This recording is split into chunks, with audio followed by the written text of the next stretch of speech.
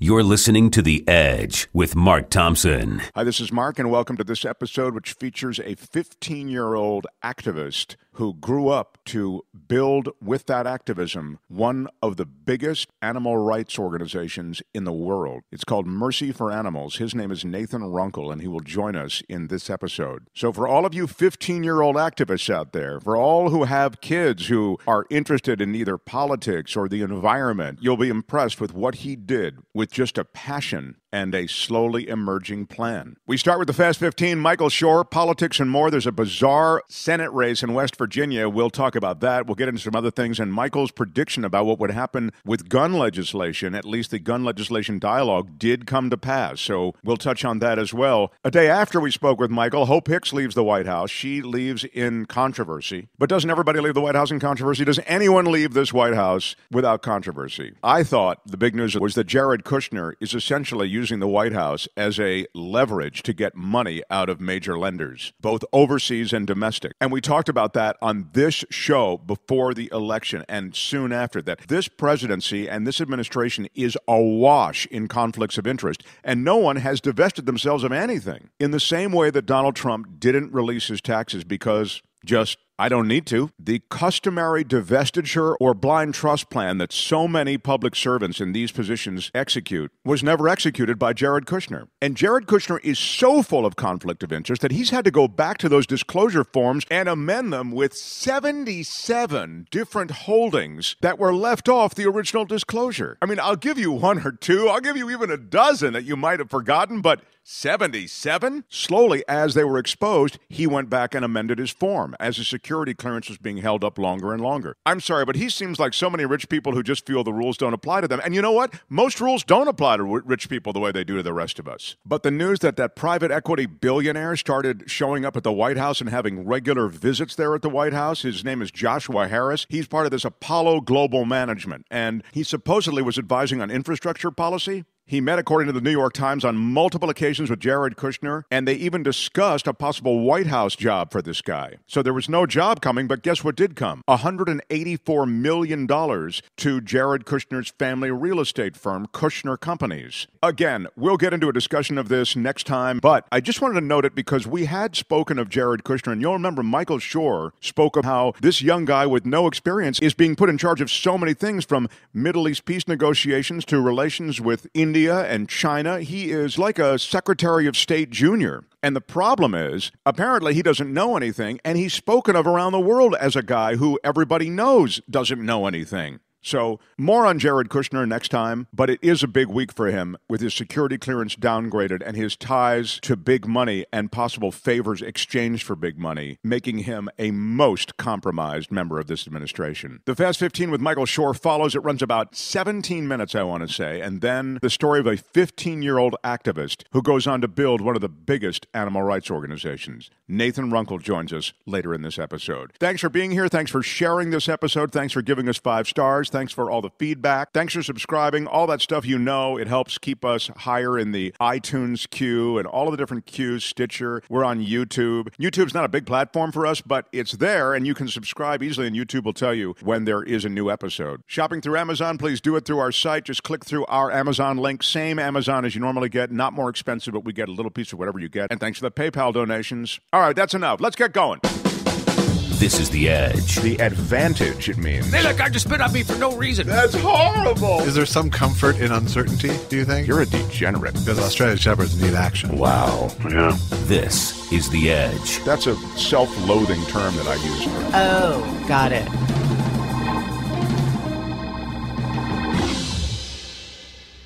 This is The Edge. Time for the Fast 15, politics and more. He is Michael Shure.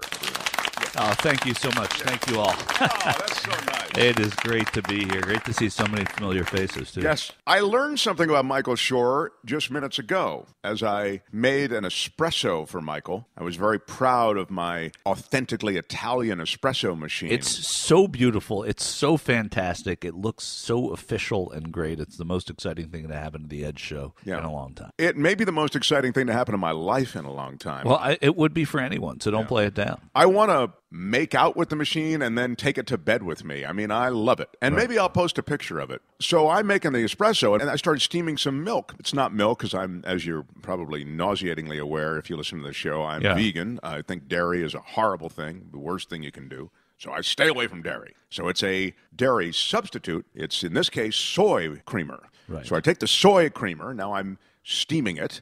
And Michael says... Man, I wish that was milk. That's not what you said. No, I said you're making a cappuccino, and that's what you have in the morning in Italy. You have a cappuccino, and most Italians will not have cappuccino the rest of the day. They have it as their first coffee, and then will supplement it with espresso or espressi for the rest of the day. Is this plural of espresso, espressi? It is, yeah. And not this espressos. is and also a little Italian trivia, panini is sandwiches. So you wouldn't say I'd like a panini because that would be I'd like a sandwiches. It's a panino. So you go and you say I'd like a prosciutto panino. It's like a... And this is what I learned, everyone. I learned that Michael Shure speaks Italian fluently. He does. I mean, that's insane. I had no idea. He lived in Italy and he speaks Italian fluently. Well, I studied there for 5 months and decades ago. Weren't you living there when I you was little? there? Yeah, I didn't commute. Yeah, I was living in Settignano, which is like part of Florence. Wow. And it was great. It was the happiest time of my life. As a matter of fact, the only thing, I don't care if my son even goes to college. I just want him to do one semester abroad because it was the best thing I ever did, and people should do it even if whatever country it's in and whatever, just to immerse yourself in some other place with another language is really great. And what is the thing that makes it so important? Well, first of all, I think when you speak another language, and it doesn't come as easily. Listen, I can't add 2 and 2 together, but language comes to me really, really quickly and easily, which is probably why I pursued studying it, because it was second nature. Were you there to study Italian? You go there, and that's a requirement, and I wanted to study Italian. As a matter of fact, I came back and managed to turn my major into a language major. So it was, wow. I think bene. Well, listen, I just found out Mark Thompson is fluent in Italian. Bene means well, right? Or yeah, good? It means well. I mean, buono is good. Bene is well. But people say bene, though, when they mean like good. Very well. Great, they do. Great, yeah, great. yeah, exactly. È stato divertente, è stato abbastanza bene. Which is somebody brings you your spaghetti carbonara, you could say bene. Yeah, you could say grazie. Yeah, you would say bene? grazie. You'd say thank you. You would say, They would say, you would say va bene. Va bene means it's going well, literally, but it means okay. It's like okay. When you say something like that. Va bene, good. Va Okay, I bene. just learned that. Yeah. I know grazie mille. Yeah, which is literally 1,000 thank yous. Right, they do, and they say the same thing in French. Merci mille fois. Yeah. Thank you 1,000 times. Right. Yeah. Right. Yeah. Anyway, exactly. go ahead. Continue. I didn't mean to interrupt. I don't know where I was, but in any case, so my reasons are that. So I think it's important to see how other cultures live, to get out of this country and get out of this collegiate structure that we have here, which is great too. I mean, that's not bemoaning it. I just think it's a really eye-opening thing, and it's an appreciation you have forever. And you also meet people. Generally speaking, if you're doing it when you're in that college age, you're going over there with other kids who are doing the same thing, and you're experiencing this together. It's just great. I think it's great. I have a couple of things I want to ask you about. May as well start with the gun debate. And it does appear as though they're talking about things that they hadn't talked about before, an assault weapons ban, which had been in effect. You have the president weighing in ways that you hadn't seen prior presidents weigh in. It's a perverse way, of course, and kind of a weird logic that Donald Trump is using, suggesting that teachers be packing heat. Also, though, suggesting that bump stocks be outlawed. Of course, there were no bump stocks involved in the shooting in Florida, but bump stocks were used in the Vegas shooting. All of this is to say there's a conversation going on nationally, and then we had corporations coming in and saying we're not going to honor discounts that were afforded the NRA. So there's a lot of stuff going on that hadn't been going on prior. To credit you a little bit on forecasting this, it's the result of these 17, 16-year-old high schoolers making enough noise and knowing how to use social media. Allora, dove cominciamo? When you're right about something once in a blue moon, a broken clock's right twice a day. Is that what they say? I felt like this might have been a turning point for that very reason, that these were poised kids of a certain age with a facility with social media who just went through this horrific thing at a time in our, contemporary history where it would have been perfect for them to be the advocates here, and they are, and it seems to be succeeding. So let me briefly interrupt, though, to say this. I do give you credit for having forecast this, but there will be no change. None. I know that I'm incredibly cynical, but I've been disappointed. I see this corporatocracy pushing this through. They will not give an inch on this. You are, I would say, right now, likely right. If you expect to wake up Thursday morning or Sunday morning or Wednesday morning, whatever morning, and think that there are going to be big changes in gun laws, you're right. However, I do think these kids are making people pay attention in a way they hadn't, and I think that it will be reflected electorally, which is the first step with this anyway. Rick Scott, for example, is poised to run for senator in Florida. He's talking about doing it. He said he's going to issue a decision by March 9th. Of course, that was before the Parkland shooting. He's the governor now. He's the governor of Florida, and he's the governor who has been divisive on this issue, but is now talking as a Republican candidate in the state of Florida about raising the age limit, limiting the people that can get these things, increasing the wait period, all of that. So to say that a law is going to be changed, you're right. To say that the kind of zeitgeist around this issue isn't changing, I think it is. The question is, will it endure? And that's why I pinpointed this shooting and these kids and this time as what may carry this issue more than in the past. We tend to go to sleep after about a week or so on this, and we're still talking about it, and I think it's going to keep going. A lot of things can push it out of the headlines, and I sadly believe that when it does get pushed out of the headlines, which it will, the news cycle just continues, it will fade away. Mark, there's no reason to be optimistic about it. We've lost the right to be optimistic about it. I will say comparatively, right now is a time to be more optimistic, or let's say less cynical, less pessimistic about it. That's all. Fair enough. And one of the things that's changing, I alluded to it, is the fact that there are corporations that are saying, no, we're not going to honor NRA discounts anymore. In other words, they didn't want to be associated with things NRA related. That is a way that Americans find protest. They protest with their wallets. Right. So you have, I think, Marriott Corporation is no longer going to offer discounts to the NRA, and you offer their travel discounts that are no longer going to be afforded the NRA. Having said that, Delta came out and they said they're not going to afford the NRA those discounts anymore. And then what happened? Well, then the lieutenant governor of Georgia said, well, any legislation that you asked for, we're going to kill it. He said, I'm going to kill it right away, which is the lieutenant governor in the state of Georgia. I don't know how he has the power to do that, but let's pretend for a moment that he does. That's illegal, right? And so Delta must be drooling over this because they're going to want, let's say they want 2 more slots at Hartsfield Airport, and they say, no, we're not going to because of NRA. Boom, there's a lawsuit right there against the state that's discriminatory. It's terrible, and they have proof of it because the politician's on record for saying it. And these corporations, listen, one thing, there are 5 million NRA members. If you are National Rent-A-Car and you give 10% off on a rental, that's 5 million potential rentals. That's huge money for you, right? It is a big sacrifice to stop giving that discount and make it less enticing for someone to rent at National. The other thing that you're seeing now is these kids are starting to have nearly 1 million followers on Twitter and Facebook and Instagram, the kids from Parkland. Those numbers speak too. So if by losing the 5 million NRA members, you're getting 1 million of Cameron Kasky's followers that might rent as well, although they can't because 18 to 25 you need, But the point I'm making is that it spreads the other way as well. There's going to be an election in California, and the Democrats in California, I'm talking about the Democratic Party. You can say party apparatchiks. Yeah. This is the time to say it. It's a huge mechanism, the Democratic Party in California. It's a state dominated by Democrats, obviously. They are not endorsing a candidate. Now, Dianne Feinstein is running for re-election. Yeah. She is, right now, I think, being outpolled by De Leon. Kevin De Leon? Kevin De Leon.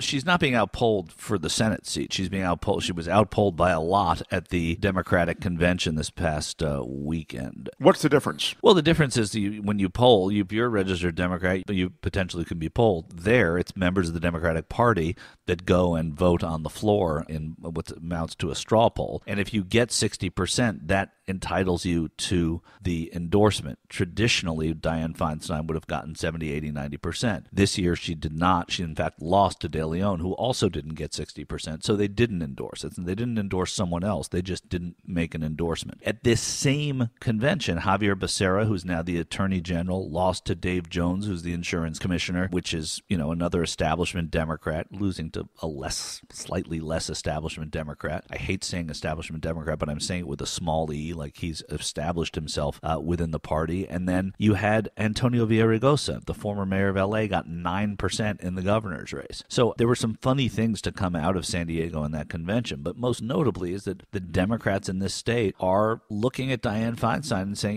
maybe we don't support you. And if it comes from the convention, it creates a narrative, and that narrative gets passed down to voters.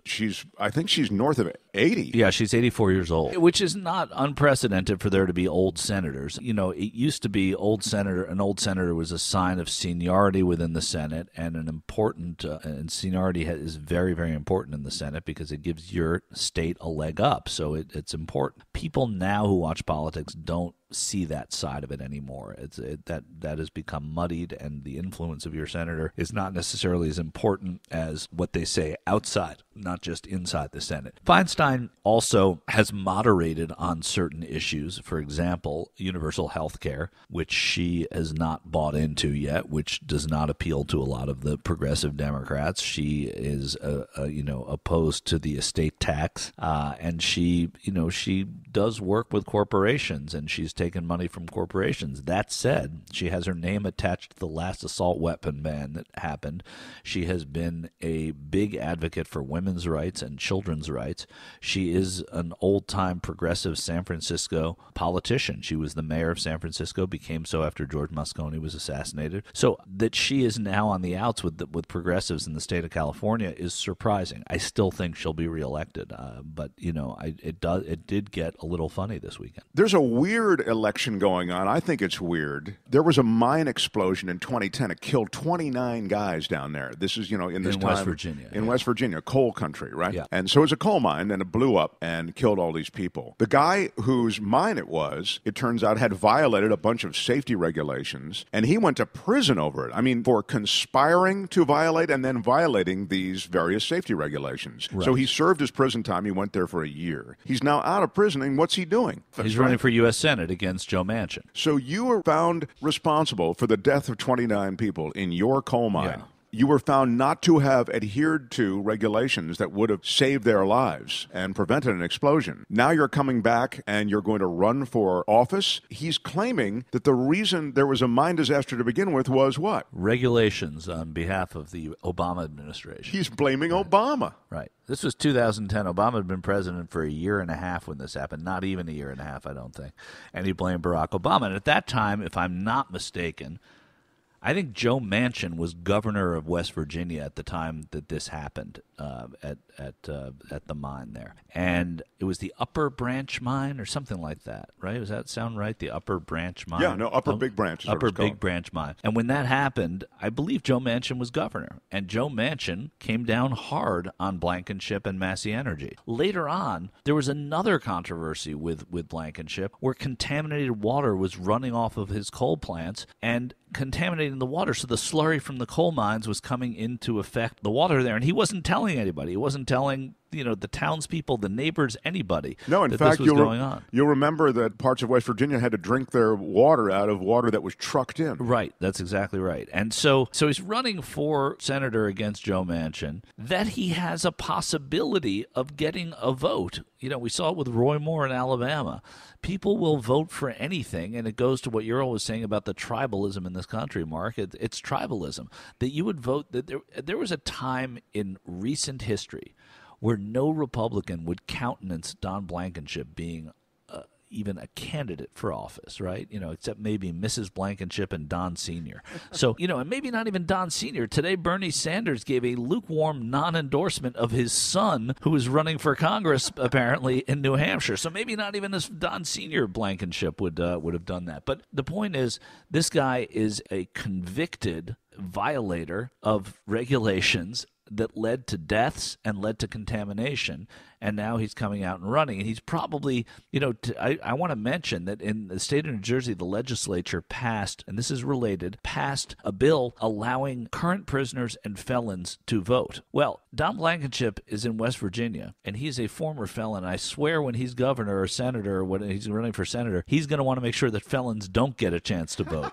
So it's kind of amazing. I don't know that he'd even be able to vote in the state of West Virginia. He's not the kind of guy that you would want running for your Senate seat. He is riding into this battle with coal country and the resurgence. It's completely an illusion, the resurgence of coal, because coal is not surging, it's not resurging, it's not coming back. It's gasping. It's true, but the rhetoric out of Washington, the rhetoric out of the president is all about coal, and some of that rhetoric is filtering down to West Virginia, and they're saying, we worked when Don owned that mine, we have to bring coal back, he's the guy to bring coal back. Then it's to the tribalism, the blaming Obama. Then people go, yeah, Obama. Then it becomes easier to fall in line. But there are those in West Virginia who remembered that he killed their son. Right. There's a quote from Gary and Patty Quarles. They're raising a grandson after their son, Gary Wayne Quarles, was killed in this mining disaster. They're watching Blankenship's TV ads, which are carpet bombing the airwaves there in West Virginia. They're titled, "For the Sake of Coal Miners." So they're trying to play the coal card hard, right? And their quote is, "We're sitting here in our living room with our grandson, and there he sits up on TV. That's sickening," said Mr. Quarles, who also worked in Massey Energy coal mines. "Don can say what he wants about safety and miners. There was no safety in Massey coal, none whatsoever. All they know is to lie, cheat, and outlaw." You know what? He's right. Yeah, he is right. Listen, it's an uphill battle for anyone running against Joe Manchin in that state, which is why, when friends who are progressive want to challenge Joe Manchin in West Virginia, you have to take a better and more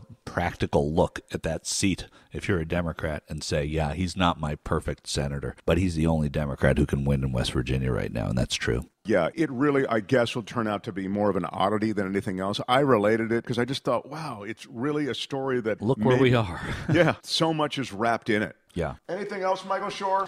No, ci vediamo la prossima settimana, no? Oh, bene, molto bene. Hey, grazie mille. All right. Michael Shure! Merci mille fois. Thank you so much. Thank you, Mark. We'll be on the phone maybe next week. I'm going to be back east. Yeah. If you enjoy listening to The Edge, support them by subscribing to The Edge on iTunes, Stitcher, and you can listen through the iHeartRadio app. Get busy listening. And now our conversation with Nathan Runkle, the founder of Mercy for Animals. Also along for the conversation, writer-comedian Laura House, and documentary filmmaker, producer, and writer, and a comedian in his own right, J. Elvis Weinstein. You're listening to The Edge. Join us on the web at edge-show.com. Amazing guest in this episode. Guy who started an animal rights organization when he was 15. Wow. That's awesome. He grew it, and now it's one of the leading animal rights organizations there is. It's called Mercy for Animals, and he is Nathan Runkle. Come on. Nathan Runkle. Oh, thank you. It's so nice to be here. His new book is called Mercy for Animals. One man's quest to inspire compassion and improve the lives of farm animals. And you did grow up on a farm. I did. And, in many ways, I guess it makes sense that I am an animal rights activist because I was delivered by a veterinarian. My dad, Mark, was a veterinarian. I was born at home on a couch in a village of less than 2,000 people. So I was slated to be a fifth-generation farmer. Most of my early memories are in the John Deere tractor with my grandpa and my uncle and my dad. So, always had a natural connection and appreciation for it. The was land. Rural Ohio. Is that where this is? Yeah. St. Paris, Ohio, about 40 minutes north of Dayton, out in the middle of nowhere. Yeah, it's so weird because you've had to swim in the streams with the big city donors and, to build this organization and really make it have an impact, you've had to extend a reach that's way past a kid who's growing up in rural Ohio. It has to seem like a world away to you. It does, but in many ways, I feel more at home and in place in a city with progressive-minded people who want to make the world a better place and extend their concern and empathy and compassion to include animals. You do a nice thing in this book, which is that you don't just get into how cruel factory farming is, and it's pretty awful. And one of the things I like, maybe the thing I like about Mercy for Animals, is it has a focus on factory farmed animals. And I feel as though that's the greatest ongoing shame and horror that we have in this culture right now as it relates to animal rights. But boy, there's a lot of competition for that as well. But having said that, you don't hit us over the head with that stuff. In fact, it's a very personal story, this book. So I'm getting to something, and that's this. You grow up in this environment, and your exposure to animals is constant, right? You had animals around you, and then even in school, and then something happened to you, and it kind of shocked you into this world you're in now. Yeah, my parents met at a horseback riding camp that my dad owned, so I was always surrounded by animals, horses, chickens, dogs, cats. But it was really a little white rat named Caesar who I rescued when I was 6 years old from our neighbors who bred rats, mice, guinea pigs for use in laboratory experiments. Caesar was really the one who started to challenge my notion of why some animals matter and others don't. I knew that dogs and cats had minds and personalities and interests, and that they suffered pain and fear and distress and joy and loneliness. But I didn't really think about animals that society sort of pushes aside and chooses not to care about, including rats. So Caesar taught me that the only difference is our perception in these animals. So that started to move me down a path of extending my circle of concern to all animals. So wait a minute, I want to go back to Caesar for a second. Yeah. So you're Caesar, and you had like a relationship, sort of? So from 6 years old, he would sit on my shoulder when I would go around the house, and he knew his name, and he would come running when I would call him, and he was just so intelligent and so curious. And they say there are two types of people: those who love rats and those who have never met rats. And I think that is true as well. Well, rats have such a bad rap because they are associated with, I think, disease, and because they're oftentimes just left feeding on the refuse of society, right? Yeah. No, they definitely have a bad rap. And, I'd bring people over to see Caesar, and whether they were kids or the parents of the kids, they would just shriek in horror at the sight of his tail. People couldn't get over the sight of his tail. But he was the sweetest guy. That is the freaky part of that. I just have to stop. Completely off topic, but how did you choose the name Caesar at age? Yeah, at age 6. Well, he looked very, royal and sort of regal to me as a young child. He was a Siamese rat, so like a Siamese cat. He was all white, but he had this smoky gray around his eyes and the end of his tail. So just really, really a beautiful guy. So Hail Caesar. Tail. Tail Caesar. But when I was 15, there was a farm animal abuse case at my local high school, which I can tell you about. So at this school, there was an agriculture class, Future Farmers of America. And the teacher of that program, Mr. Jenkins, was a pig farmer. He raised over 11,000 pigs, large operation. It came time in the curriculum where they were going to do a dissection project. So Mr. Jenkins decided that he would kill some piglets on his farm and then bring them to the school for this project.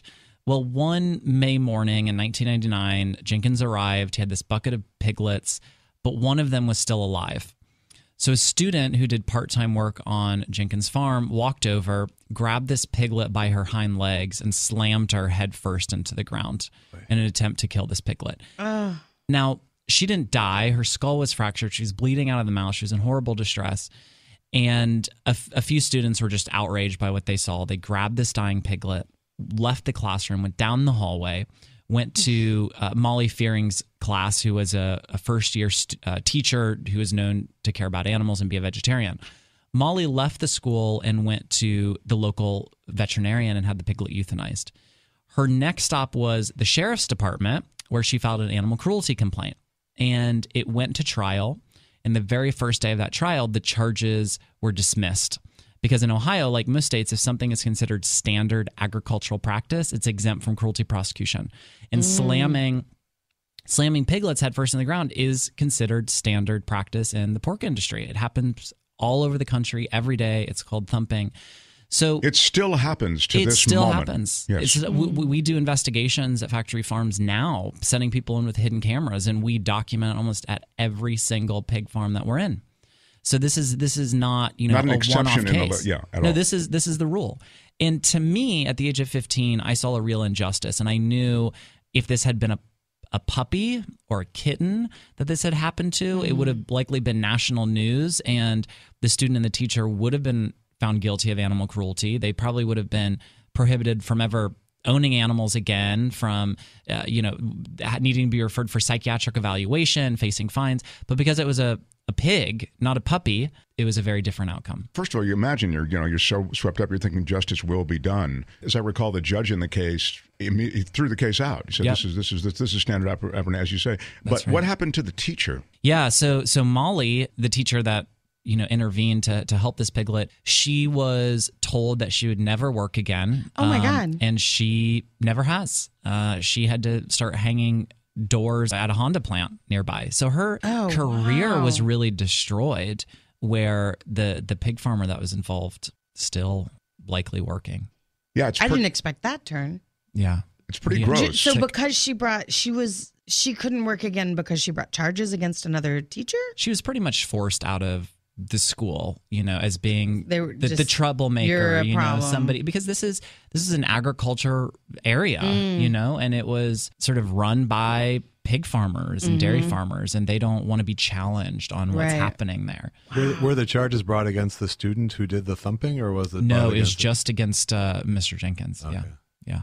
Yeah, I like something else about your book, because everybody's got a name, you know what I mean? It was, and see, there's Mr. Jenkins, and you describe him like he's like the super pig farmer, and so you kind of have a vision in your mind as to who these people are. I just got back from Mr. Jenkins' farm. Exactly. You won't believe what's going on down there. But you begin to become then aware of so much, and so at age 15, this is right sort of on the heels of what we just described, Right. you make a decision to start this organization, which has become one of the leading animal rights organizations. Even the name you came up with when you were 15. That's right. Yeah. And I had no idea what I was doing. I also had no idea that really the depth of a life decision that I was making at the time either. But I couldn't drive. This was before social media. It was hard to connect with people. So yeah, the first many years were very difficult. There was not a lot of support to be found for a vegan animal, protection organization in rural Ohio. Was there flat out hostility? Or Oh was yeah. it- yeah. Oh, for sure. Yeah, a lot of hostility. Did your parents get that hostility too? Like, hey, what are you letting your son do? Well, yes, they did. But I was fortunate enough to have parents who sort of had my back in the life choices that I made, and nice. I think their MO was, it's your life. Be ambitious, be brave, do what your heart tells you to do, and we'll be here to support you. So I was very fortunate. In fact, your mother said, "Great, we'll become a vegetarian house." Yeah, that's right.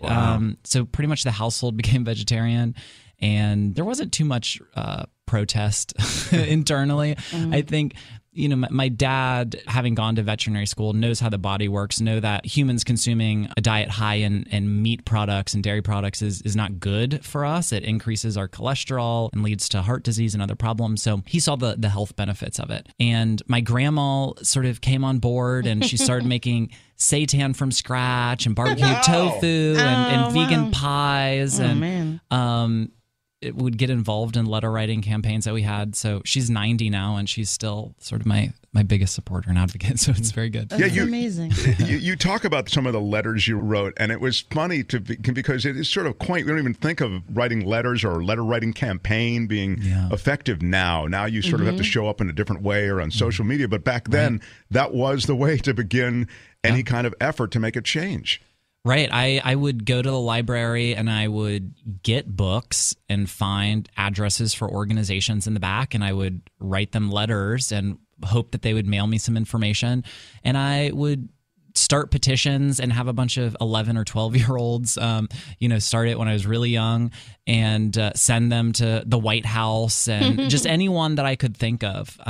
So it was definitely a learning process, but turned into rewarding work for sure. So you did get allies and people who were like-minded, and you got some momentum even locally, and you made posters and did all that stuff that you had to do with no money and just to passion. But then what happens? Then this thing begins to evolve into something real. Yeah, and again, it was sort of one foot in front of the next. There wasn't, some amazing moment in which the clouds parted and there was a path forward. It was a lot of just perseverance, quite frankly, and refusing to give up and knowing that the stakes were so high and that these animals don't have a voice for themselves, that they really do rely on us. But one of the turning points is when we started to do open rescues inside of egg factory farms in Ohio. This is a tactic that started about 30 years ago in Australia, and it's kind of a combination between investigative work, animal rescue, and civil disobedience all wrapped up into one. And we would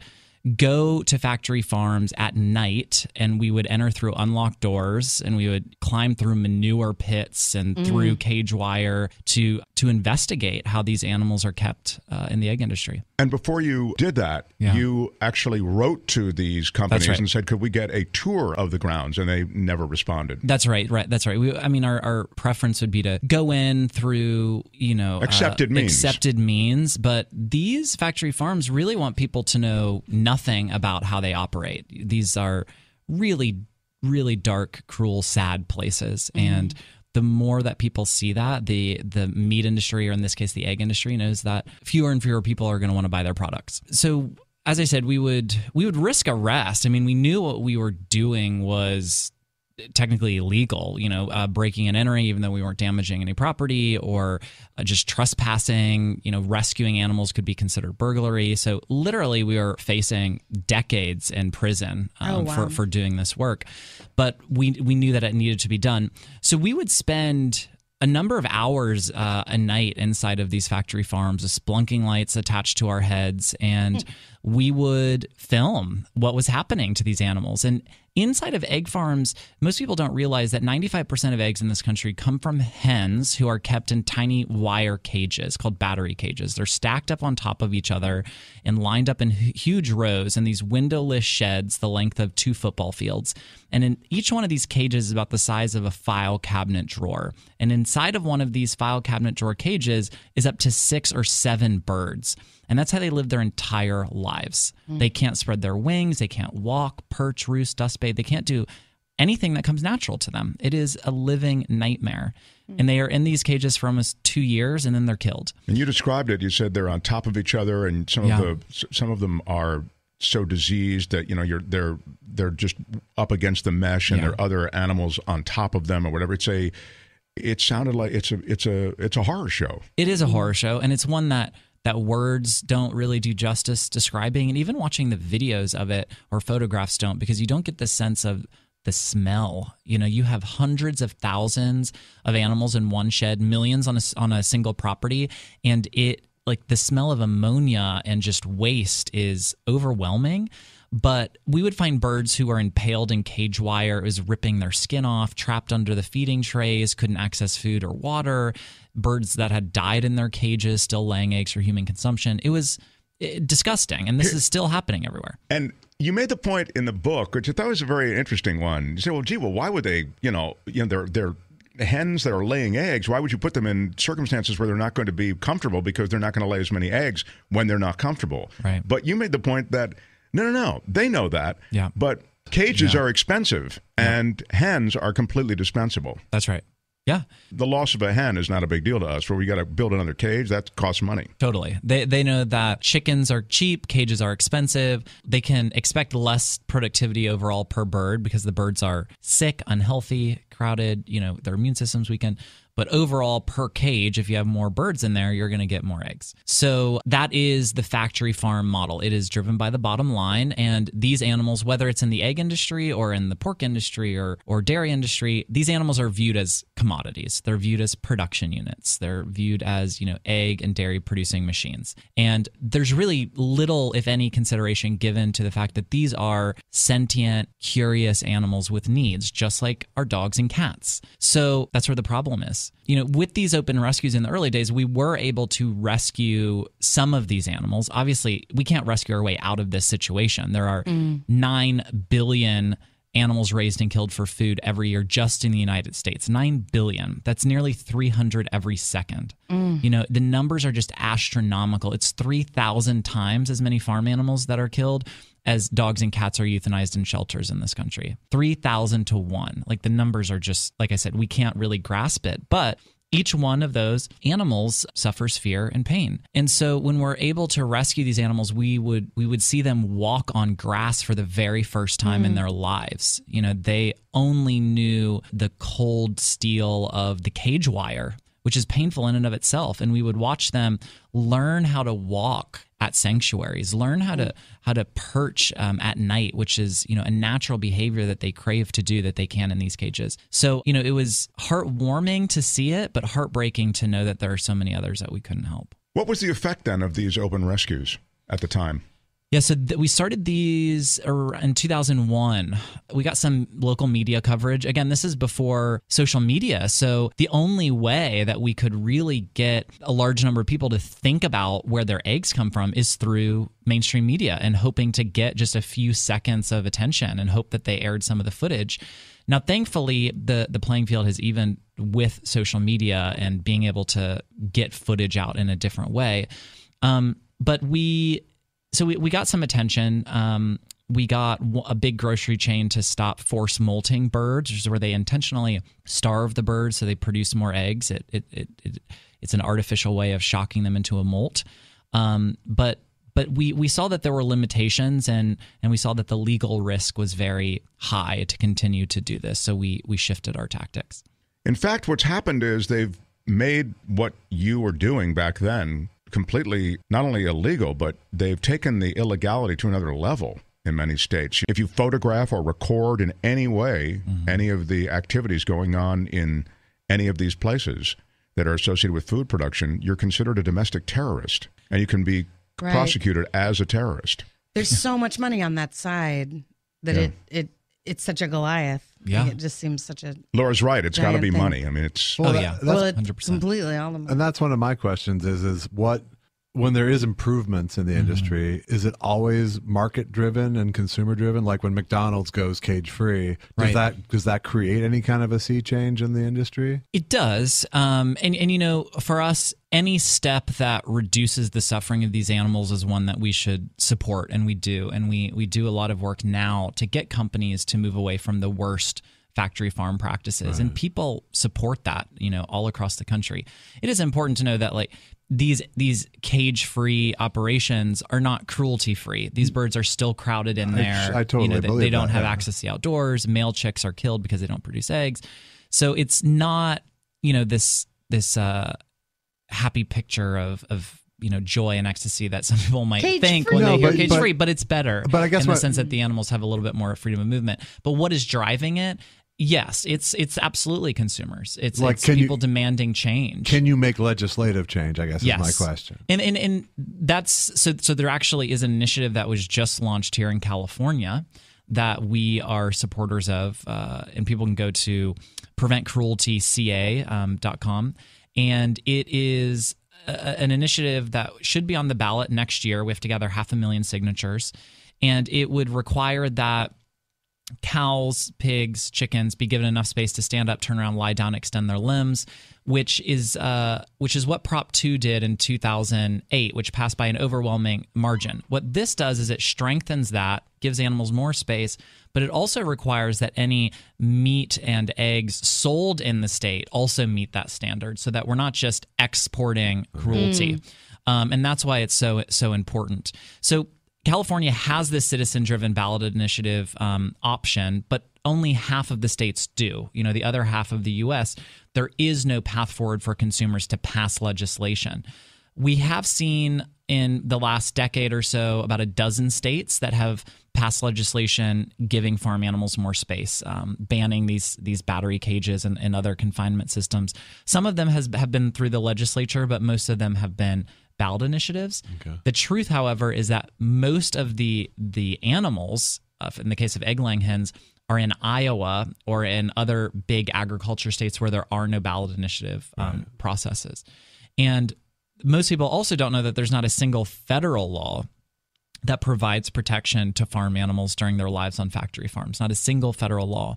And most of the animals, about 95% of land animals that are killed for food, are chickens, and they have no federal protection at the slaughterhouse. They're specifically exempt from the Humane Methods of Slaughter Act. So there is a huge loophole on a federal level. And then on a state level, as the piglet incident that I talked about earlier illustrates, there are these common farming exemptions that legalize cruelty to farm animals that would be illegal if you treated a dog or a cat in that way.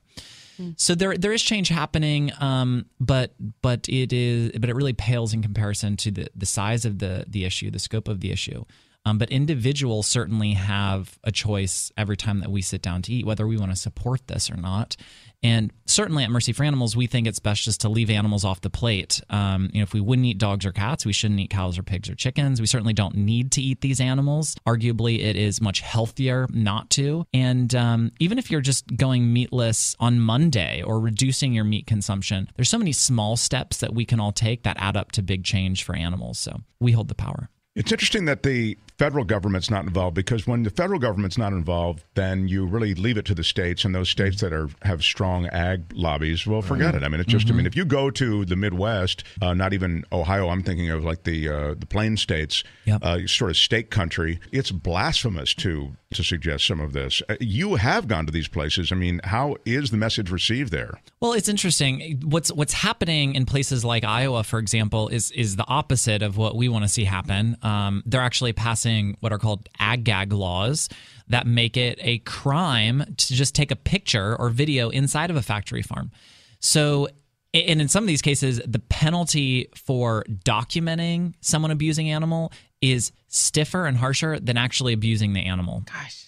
So it's completely backwards, and the That's what I was saying when I was talking about the domestic terrorism. I mean, it's absolutely crazy, and that evil grows in the dark. I mean, there's a reason that they don't want. If nothing bad happens there, then let's put those cameras up that you can just access anytime, webcams. That's exactly it. And any responsible business wants attention. They want people to see what they're doing. It's only an industry that has a lot to hide that goes to these lengths, and it's clear from watching the undercover videos, what they're trying to hide. Their practices of cramming animals in cages where they can't move, mutilating animals without painkillers, slitting their throats while they're conscious.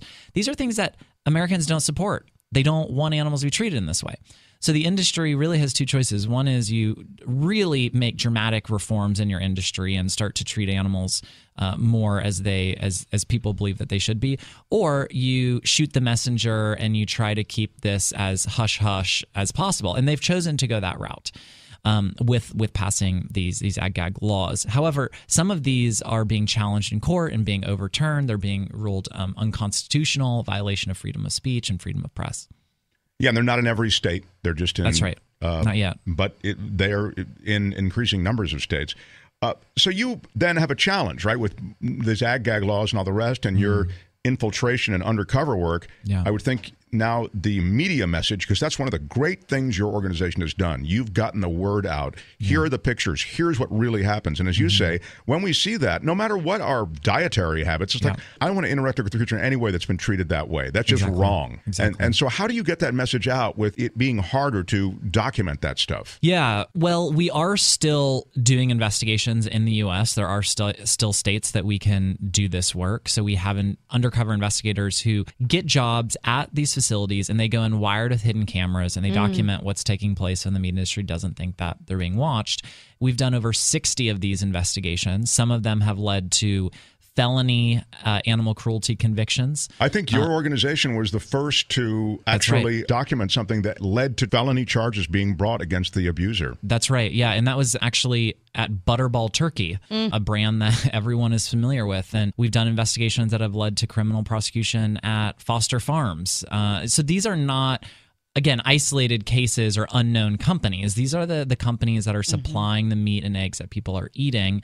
But these investigations have also led to big corporate policy changes, including Nestle, the world's largest food company. It was because of an investigation that we did at a dairy farm in Wisconsin that showed cows that were too sick or injured to walk being dragged with forklifts, being hoisted up, being beaten, that Nestle ultimately adopted a sweeping policy that ends much of the worst factory farm abuses that apply to 90 countries. So we are seeing real change that's happening, but this doesn't happen on its own. And without investigations, we really are in a place where it's a one-sided discussion. It's only the factory farms who can put out images of their sort of white glove guided tours and can tell people what they want to hear. But that is a threat to democracy if we can't have rich and honest debates and discussion about problems and solutions for them. And the turkey's another thing. Turkey really was the bird that was likely going to be the national bird. Benjamin Franklin really wanted that. He felt that the turkey was this intelligent, cool creature. That's right. And we would be eating eagles. Well, we were meant to be eating eagles. You're probably right. Just knowing us, we would probably find something else to eat. But the world of turkeys it's not a good one. No, it's not a good one. I mean, these are essentially Frankenstein birds. It's the same with the chickens that people eat. Yeah, you talk in your book about the roasters. They can't even move because we bred them to be so big in their breasts. Right? Yeah, we kill these birds, which are called broiler chickens. Broilers, when they're only 45 days old. They're baby birds. I mean, these are birds that should be living 10 years, and they're killed when they're 45 days old. They've been bred to grow so large and so fast that most of them can't even walk normally by the time that they are sent to slaughter. With turkeys, they are also bred, we're breeding these birds for desired characteristics, which is a lot of breast meat and thigh meat. And so for turkeys, they can't even reproduce naturally. They can't even mount. Like, without people manipulating these animals, they wouldn't even exist in this state. That's how much we have manipulated them. Wow. So the investigation that we did at the Butterball facility was actually a semen collection facility where they were collecting semen to artificially inseminate the birds. And it was just nice work if you can get it. Horrible work. Josh, I was going to say, you used to run a semen collection agency, didn't you? I was an agent. I wasn't. Okay. I just took a percentage. Sorry, Nathan. Go ahead. Yeah, the birds might disagree that it's an industry that you want to be in because this is where the birds were being beaten, they were being thrown, they would suffer from open wounds, being cannibalized by other birds. It led to a raid by state police. It was a 2-day raid. They brought veterinarians in. They had to euthanize a lot of birds. It was just a horrible situation. And as I said, these birds aren't covered by the Humane Slaughter Act, and they have their throats slit while they're essentially conscious at slaughterhouses. And a lot of them will go into scalding tanks of water while still conscious as well, all so that we can have a dead animal in the center of our plate for Thanksgiving. And we don't need to do this anymore. It's just so outdated. Yeah, and I think the word is getting out, but boy, Thanksgiving has to be, it's a grim period when you're in the animal rights world, right? Because it's just it's like everywhere you go, it's turkey, turkey, turkey. I would think all the holidays. It's always like the holidays are really associated with a big, giant dead animal, like your Easter ham and Thanksgiving turkey, and Christmas it seems like it's turkey or ham or both. It certainly can be, but there is. We Jews celebrate suffering. I just mean generally that overall culturally, that's a big thing that you look forward to, which outside of the animal rights world is rarely phrased. Yeah. Oh, big dead animal. Right. For dinner. Yeah. But that is when you kind of when you really look at it for what it is. I have a question that of the documentaries, like because everything you're talking about, I'm like, yep, seen it, and I really liked Forks Over Knives, and great those, like, it's almost like be careful watching those documentaries because they will stop you. Like, you will change. You will change when how someone became vegan or what. It almost always comes down to, yes, there's human. Anyway, I guess I was just like, what of those do you recommend, or do you? Think are some of the better ones? Well, there are some really great documentaries. Forks Over Knives, as you mentioned, is a really exceptional one. And by the way, Forks Over Knives, I should quickly say, because I'd love people to see it, and I think it's the most rented or was one of the most viewed documentaries on Netflix.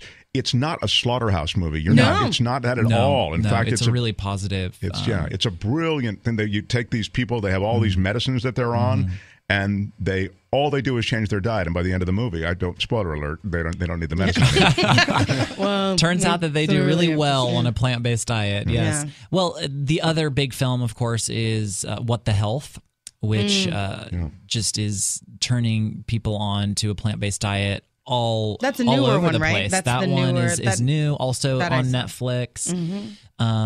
The same folks that did that did a film called Cowspiracy that looks at the environmental impact of animal agriculture. Again, most people don't realize that animal agriculture contributes more to climate change and greenhouse gas emissions than the entire transportation sector combined. So more than trains, planes, and automobiles is hamburgers and chicken nuggets. So that's a great film. You know, the United Nations encourages people to move towards a plant-based diet as a way of protecting our planet. And it's not just climate change. If you look at really every level from local to global, animal agriculture is having a devastating impact.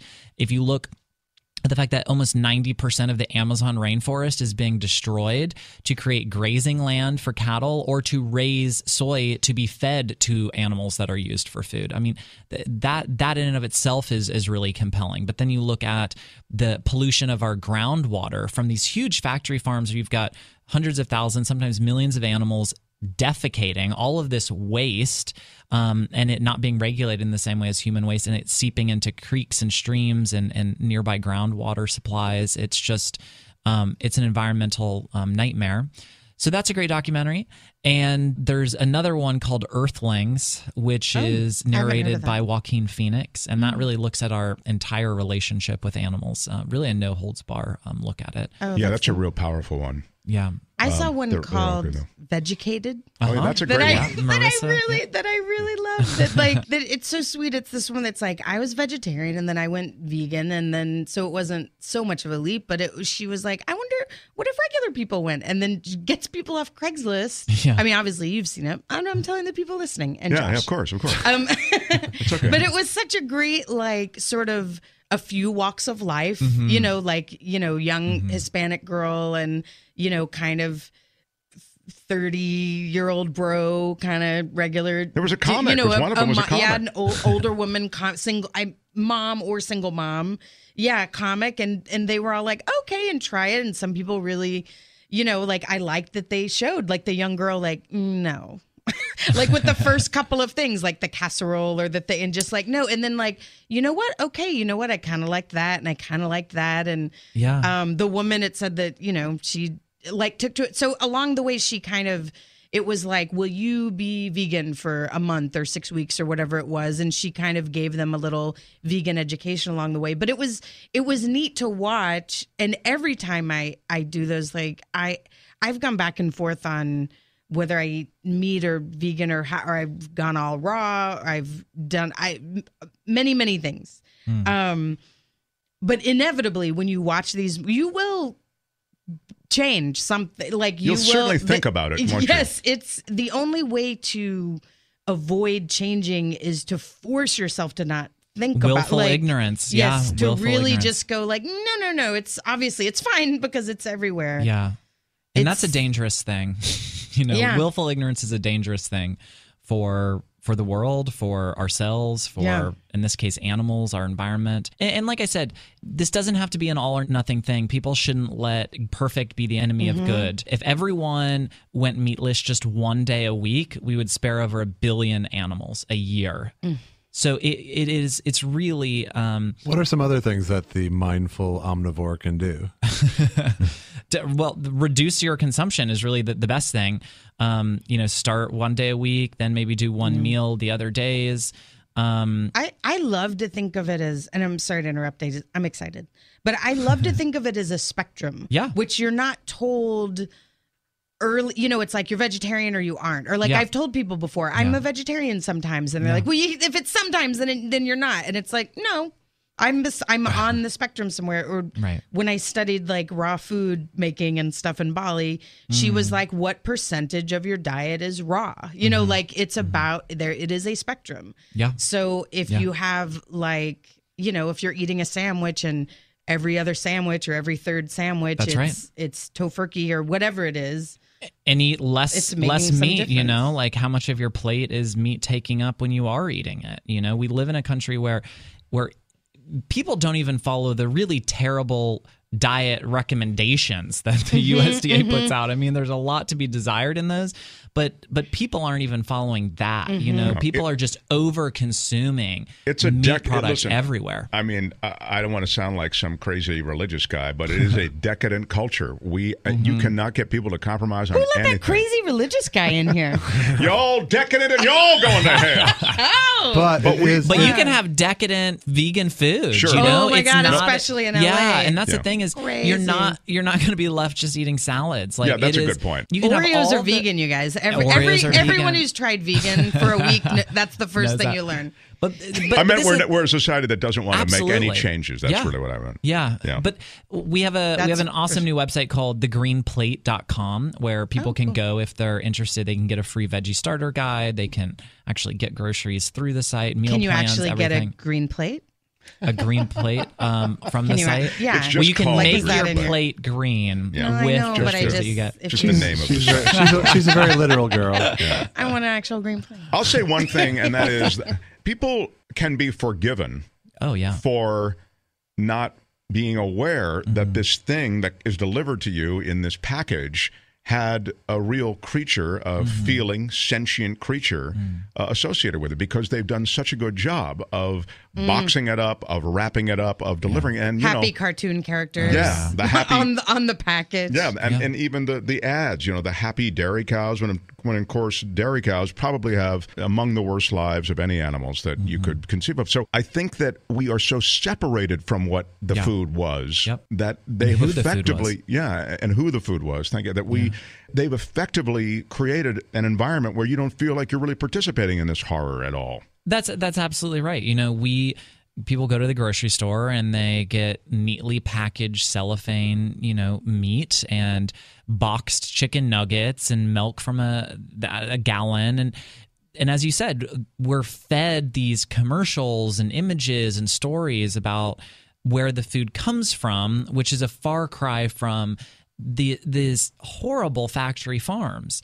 And so, but again, we all have the power to choose kindness over cruelty every time that we sit down to eat. We can make a choice at the next meal that this isn't a reflection of our values, that cruelty to animals isn't something that we support. And to me, it really is as simple as, if I wouldn't keep an animal in a cage where they couldn't move, if I wouldn't slit their throat, if I wouldn't castrate them, I don't want to pay someone to do that on my behalf. And that's what it is. When you buy these products, you're just passing the buck, literally, and hiring someone to do this.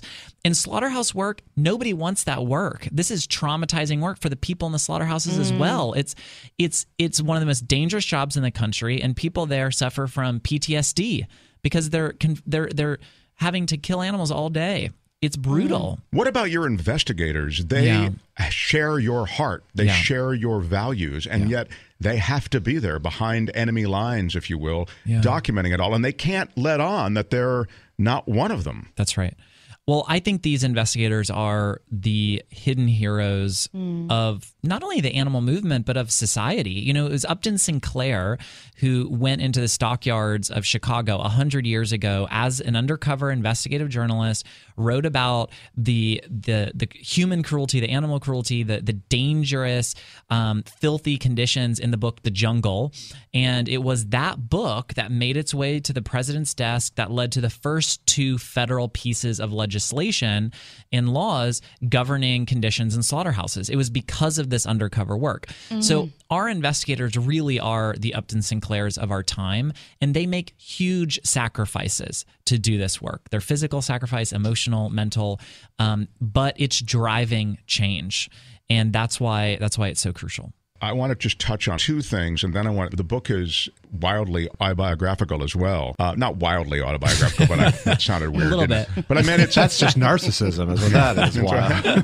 It's actually pleasantly autobiographical because you work through your own struggles in your life in the book. And you talk about coming out as a gay man to your family, and you didn't want to. Like, you weren't like, this is me, and, be good with it. It was something you were quite closeted about. And there's a very moving passage in your book about, I don't want to give all your book away, but it's a very, very powerful passage. I wonder if you could just give us some sense of that. So here you are in Ohio, rural Ohio. You kind of describe the scene, and you're a gay man growing up, and you said you knew very early on you were gay. Yeah, I came out as a vegan years before I came out as a gay man, and I didn't come out earlier because I didn't feel safe. It wasn't safe. There are still many parts of our country and certainly the world where it is not safe for people who are LGBT to come out. And you were attacked later in your life. Yeah, I talk a little bit about being physically assaulted, a hate crime that I was the victim of a number of years ago that shattered my face in 7 places. I had to have multiple, surgeries and still, feel the effects of that. So I was called a faggot before I even knew what the word meant as a child. And I think that facing oppression and being judged for what people perceive me as instead of who I was or the individual that I was helped sensitize me to the plight of animals, including, the underdog, or in this case, the under pig or cow or chicken, the animals that society says your lives don't matter as much. You're not as important as other animals. And so I think a number of people in the LGBT community can relate to that, being othered and being told that there's something inherently wrong with you, or something that is inherently not as valuable or sacred about who you are. And I think that animals face that, and certainly some animals a lot more than others. I had never made that. That's such a powerful connection of, it never occurred to me. Like, I have been educated when I learned the term heteronormative. And it was like, oh, right. Yeah. Oh, I get it. Yes. Yeah. All the billboards, yes, it's, right. It's a culture as if being, I'm not saying me, I'm saying overall culture, as if being white is normal, and as if being straight is normal, and boy-girl couple, that this is normal. Yeah. And that it's a carnivore with normative world. Yeah. Well, there's but I mean, it is, and there's a term for it. Carnivore. It's called carnism. Carnism, and it is this invisible belief that allows us to eat some animals but not others. And the truth is that we don't eat most animal species. It's actually a very limited number that we have deemed acceptable to eat in our Western culture. So yeah, Melanie Joy wrote an incredible book about it, why we love dogs, eat pigs, and wear cows, that talk about this issue. And when you, I think, become vegan, you don't see different things, you see things differently, which is, this whole issue of, like you said, well, we don't really think about it as a dead animal on a plate. This is what we do for the holidays, and there's this tradition that's wrapped in it, and it's exciting, and we like the taste. Where once you sort of have your eyes and I think heart opened to, again, the fact that you're eating someone, not something in those situations, someone that wanted to live, that had a life, that had a personality, then you start to view animal products in a very different way. And the truth is that people who've made this choice and who recognize this distinction, there are more and more of them. I mean, like you always hear about the protein, all that stuff, but huge NFL players. There's a guy, we're going to have him on the show soon. He's called the 300-pound vegan. And he's an ex-Dallas Cowboy. And he's, he and Tom Brady, the quarterback of the Patriots, he is mostly vegan at this point as well. So increasingly, people see it as a reasonable choice that they can build their body any way they want to, and they can build their life any way they want to on this, what is really the natural way to be. I can't remember if Nathan, it's in your book or somebody else's book where they talk about, you always hear that, well, we're natural carnivores. I mean, which is just not true, of course. I do talk a little bit about that in the book, And you're right. There's a generational shift happening on this issue, too. There's a recent study done that found 1% of baby boomers identify as a vegetarian, 4% of Gen Xers, but 12% of millennials. Like, the trajectory is just huge. And I think that's because we have a generation that's growing up with access to this information, whether it's through Netflix or through social media. We can now, there is more transparency in food supply and animal agriculture because people can access this information and videos, and because the marketplace is growing so exponentially with dairy-free milks and cheeses, and now we have the Beyond Burger and the Impossible Burger, and just these like wonderful alternatives that are attracting investment support from people like Bill Gates and Sergey Brin and Richard Branson, and meat companies themselves are starting to get into the plant-based arena. We're going to finish up with you here in a second, but I want to ask you something that is off of that last thing you just mentioned. There's exciting research being done now in meat production that has nothing to do with the animal. That is to say, they take a cell and they culture it, and they end up with a steak, a burger, whatever, and no animal has had to suffer to get it there. What's the state of that, and what am I describing? Well, it's something that I'm really excited about. It's called clean meat. And if you think about some of the incredible changes that we've had in different sectors. Let's take the transportation sector, for example. 100 years ago, we had horses pulling heavy carts all over the place in the searing, heat, freezing temperatures. It was animal cruelty.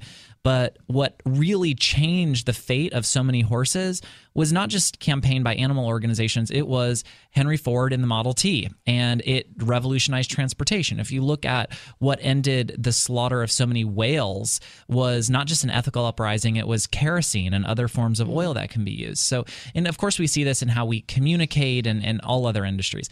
And I think that the food industry, most specifically the protein sector, is really ripe for disruption as well, because animal protein is not only traditionally produced animal protein is not only cruel, but it's bad for the environment, as I talked about, and it takes a long time. It's inefficient. So from a business standpoint, not good. So what clean meat is cellular agriculture. It's literally taking a stem cell from an animal, putting it in a suitable growth medium in a brewery, essentially, a bioreactor, and growing it. And you get real meat without the animal having to be raised, without the slaughter. And this has really incredible potential. It takes 50% less energy than raising animals does. 90% less greenhouse gas emissions are made, 90% less water and land. So huge benefits. This is something that's already being done. It's a matter of scaling it and getting the price down. There are a number of companies that are in this space, everyone from Memphis Meats to Hampton Creek to Fenless Foods, which is doing clean fish products. So one of these companies says that they'll have some products on the market by the end of next year. Others say within the next 5 years. So I think this will totally change the way in which we produce meat. It's being called the second domestication. The first 10,000 years ago in the Neolithic period, when we first domesticated farmed animals, this being just domesticating cells. So really a reflection of our ethical advances, but also our scientific advances and food production advances. It's really exciting. You detail a lot of this in the book, and you also will wrap up, but there's so much more. We didn't even get to, the health. So many people, who aren't necessarily moved by the plight of these animals for whatever reason, would be perhaps more persuaded by the health. That's why that Forks Over Knives is so powerful, because it's really about just the health concerns, but they're everything related to what's happening in the way that we produce these animals, because the way they're housed, the way that they're so unclean, and these situations are so grotesque, frankly, that superbugs grow and they get into the food supply. So we really threaten our own lives with this production. Anyway, it's all in the book, and I encourage people to get the book. There'll be a link to the book on our website. The book is called Mercy for Animals: One Man's Quest to Inspire Compassion and Improve the Lives of Farm Animals. Nathan Runkle, founder and president of Mercy for Animals. Congratulations on all the great work you do, man. Thanks so much, Mark. Thanks for being here. Thanks, guys.